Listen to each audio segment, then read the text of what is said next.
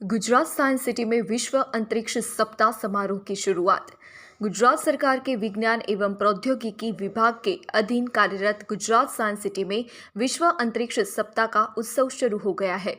4 अक्टूबर 1957 को पहला मानव निर्मित पृथ्वी उपग्रह स्पुतनिक 1 अंतरिक्ष में लॉन्च किया गया था, जिसके बाद अंतरिक्ष अन्वेषण का मार्ग प्रशस्त हुआ। इस घटना के 10 साल बाद 10 अक्टूबर 1967 को चंद्रमा और अन्य खगोलीय पिंडों सहित बाहरी अंतरिक्ष की खोज और शांतिपूर्ण उपयोग के लिए विभिन्न राष्ट्रों की गतिविधियों को नियंत्रित करने वाले सिद्धांतों की संधि लागू हुई।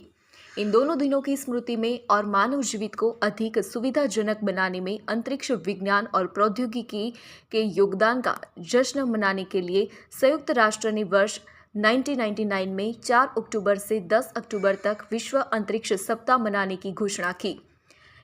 अमदावाद અને આ વખતે ઇનસ્પેસ પણ અમારી સાથે જોડાયું છે અને આઈએમડીનો પણ સહયોગ છે, તો એ બધાના સહયોગથી આપણું જે વર્લ્ડ સ્પેસ વીક 2024ની ઉજવણી થઈ રહી છે। જે WSWનું જે એક્ઝિબિશન છે જેમાં સ્પેસ એપ્લિકેશન સેન્ટર તો ભાગ લઈ જ રહ્યું છે, સાથે સાથે આઈએમડીના બી સ્ટોલ છે અને બાળકો માટે અલગ અલગ પ્રવૃત્તિ કરવા માટેની બધી વ્યવસ્થા કરવામાં આવી છે। મેક એન્ડ ટેક મોડલનું વ્યવસ્થા આ વખતે સાયન્સ સિટીએ કરી છે। ઓઢા રેખાબેન નરોત્તમભાઈ, સંસ્કાર કન્યા વિદ્યાલય નાની કડીથી અમે અહીંયા આજે આવેલા છીએ। વર્લ્ડ સ્પેસ વીક 2024 અંતર્ગત આજે ઉજવણી થઈ રહી છે, એના ઓપનિંગની અંદર અમે ઉપસ્થિત રહ્યા।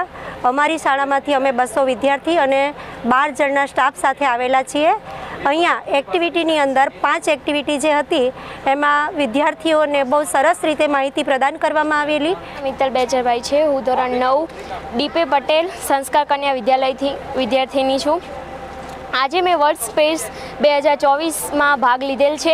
મને તેમાં ખૂબ જ આનંદ થયો। અમે તેમાં અલગ અલગ એક્ટિવિટીઝ કરી છે અને તેમાંથી અમે ઘણું બધું શીખ્યા પણ છીએ। તેની એક્ટિવિટીઝ 5 જેવી એક્ટિવિટીઝ હતી, એમાંથી અમે બધી એક્ટિવિટી કરી છે અને તે ખૂબ જ સુંદર અને ખૂબ જ મજેદાર હતી અને તેનાથી અમને શીખવા પણ મળ્યું છે કે આનાથી આપણે આ જઈ શકીએ, આનાથી આપણે આ જોઈ શકીએ છીએ, આનાથી આપણે ટાઈમ જોઈ શકીએ છીએ, કઈ રીતે આપણે સવારનું ટાઈમ જોઈ શકીએ, બપોરનો ટાઈમ જોઈ શકીએ। પછી અમને બધા ગુરુ મિનિંગ કે ગુરુ મંગળ એ વિશે પણ અમે બનાવ્યું હતું ઘણું બધું।